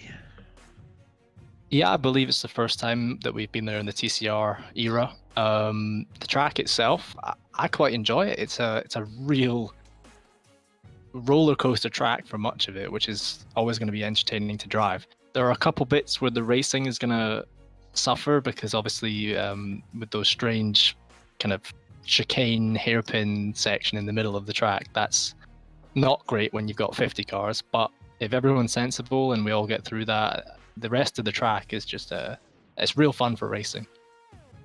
Yeah, you can make some moves. Even in the last corner, you can get by if you're clever about it. But yeah, we love that track, and we look forward to seeing you on it.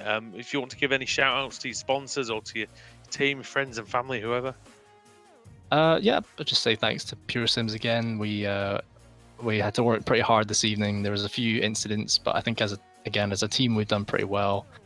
Preparing ourselves rather last minute, but preparing ourselves for the meeting. And I want to say good luck to Mr. Sutton. He's going up to Scotland. Unfortunately, I won't be there to watch him live on the circuit, but hope he pulls out some more good races. Yeah, we second that as well, and we hope you can do that next week as well. Cheers. Thanks, Ross. So Sam, you've got a couple of victims down there. You pick one if you like. Yes, I will have a chat with Preben Bala, who is in the commentary box with us now. Preben, I will just ask. I am from Norfolk. Not sure if you're aware of Norfolk, but it's a weird place, and we're all named the same. So, Strange football teams. Lovely football team, the best football teams, pound for pound, in the world. But are we pronouncing your name correctly? It's as close as you can get, I think. In Norwegian, it would be Preben Valle, but I don't mind the way you're doing it. It's perfectly fine. Awesome, fantastic. Congratulations out there. From my sketchy calculations, you're one of the highest scoring amateur drivers to take. Well done. Thank you. It was a lot of fun tonight, a lot of hard fights, and after last week, I realized that in this series you have to claim your space. So I tried to do that tonight, and I think it worked out quite well.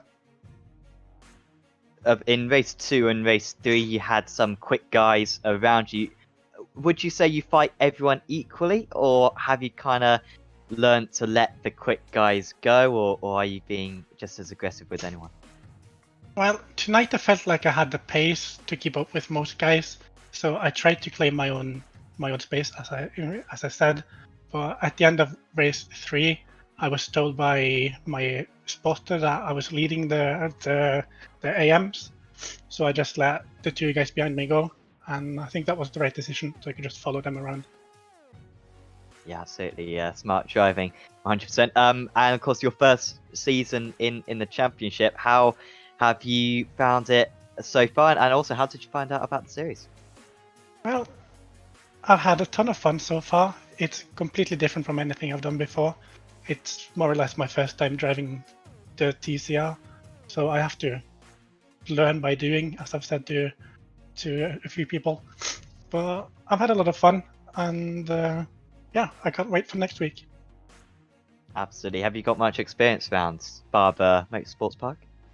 No, not that much, but I will find my way around, and I'm sure I'll be there or thereabouts on Thursday. Absolutely. Well, best of luck for that one, Preben. Is there anyone you'd like to give a shout out to? Well, I would like to thank my 2 teammates, Joachim and Matt, and also Terje, who was spotting for me tonight, who I drive with in my regular team. So yeah, those guys. Awesome. Thanks for having a chat with us, Preben, and see you back soon. Thank you.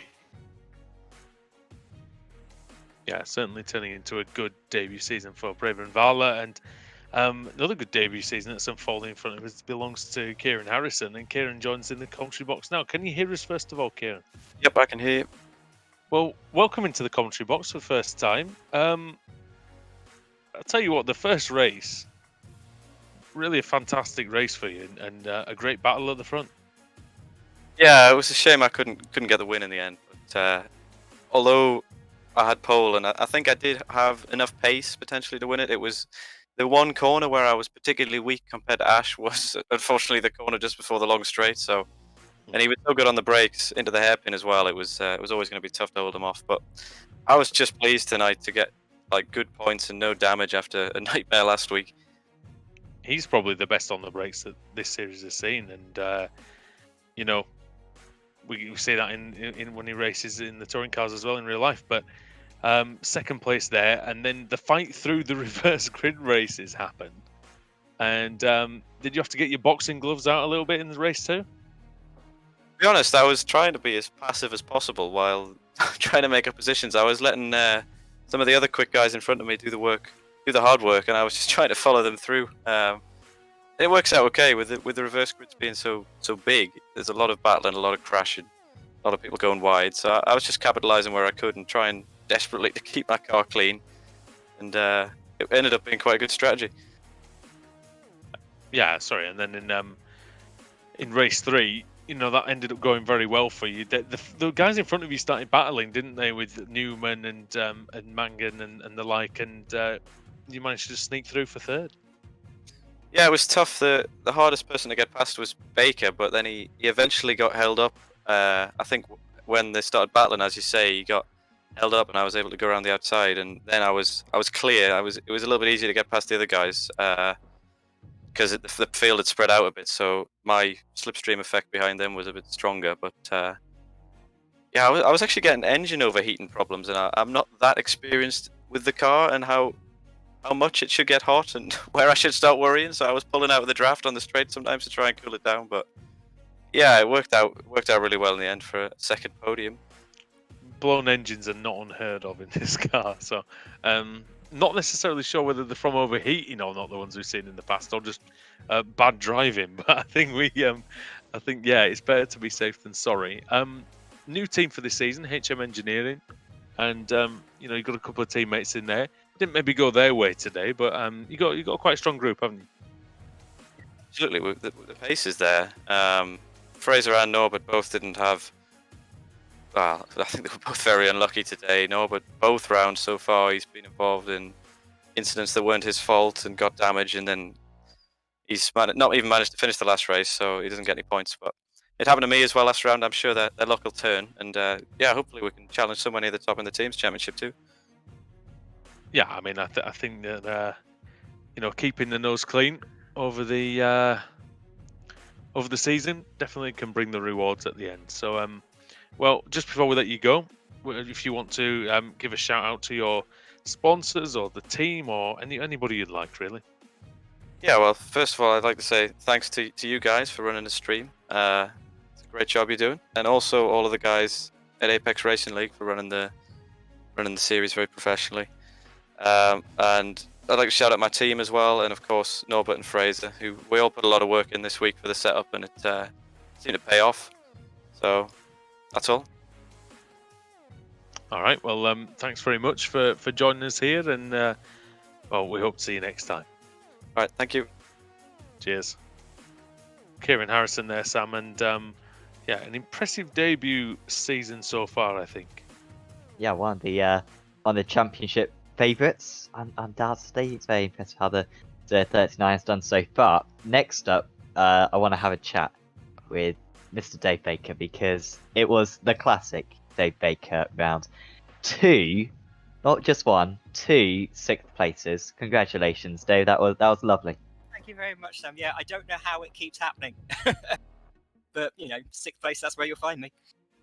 Absolutely. I mean, that's good points right there. One of the highest point scoring drivers of today, especially with a couple of issues for your rivals. So it couldn't have gone a whole lot better for you.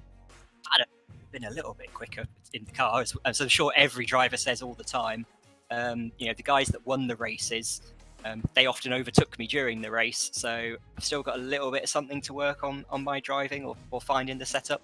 Probably with me, to be honest. But yeah, overall, I think I had some cracking racing, some great side-by-sides.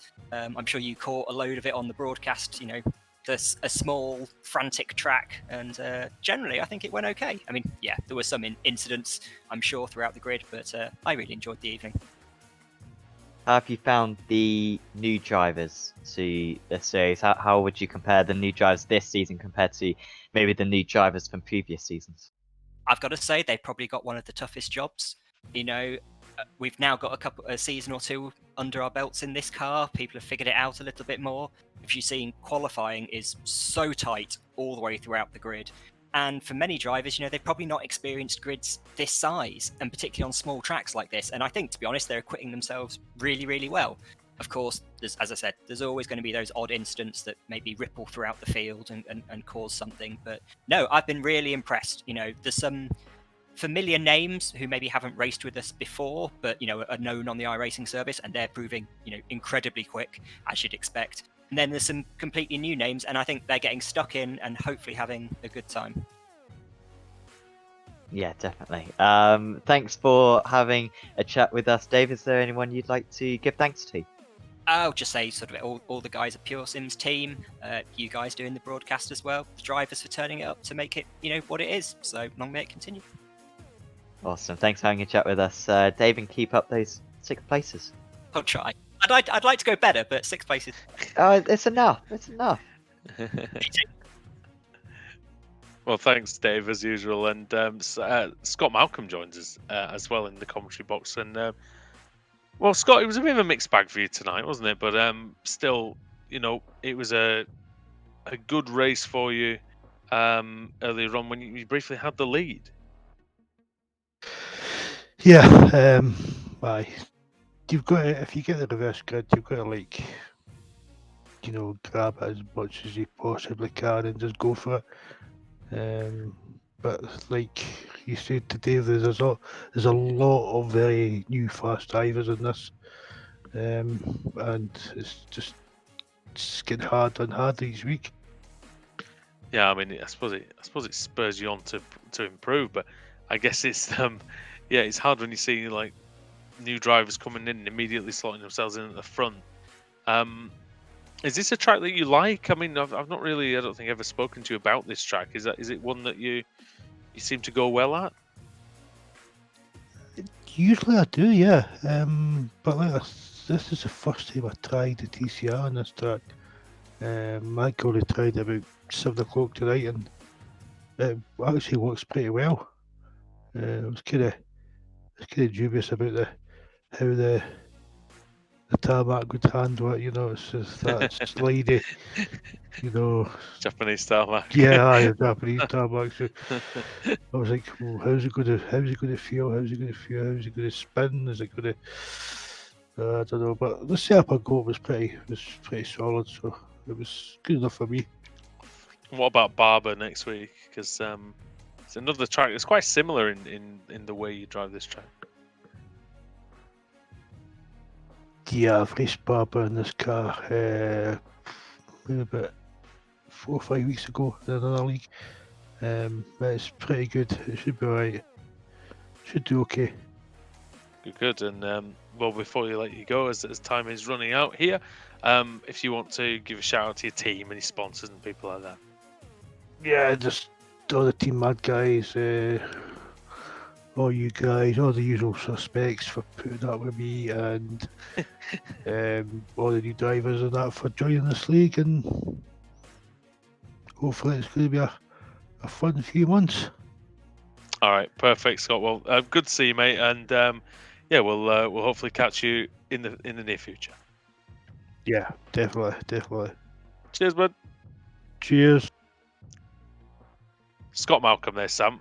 One of the most laid-back people in sim racing, really. And he's been turning up for a long time, and he's been, every season he goes better. But as he said, every season the competition gets harder.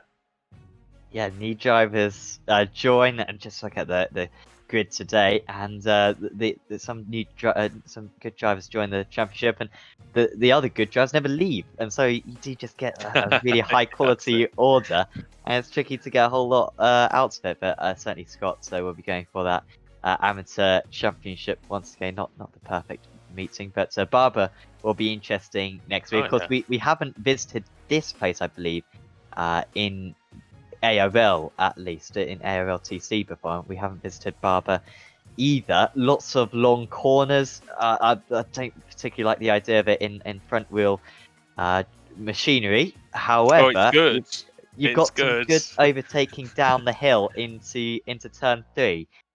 Turn 4 that I'm particularly looking forward to. We're going to see some proper dives on that one down into there. Could see some issues. So yeah, that will be a very good meeting for next week. Yeah, and I want to say thank you to you for dropping in at short notice as well. No problem. An honour as always.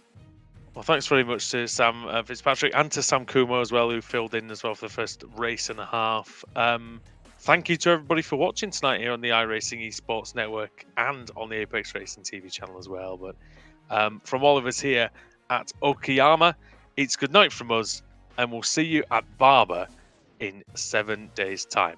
Good night.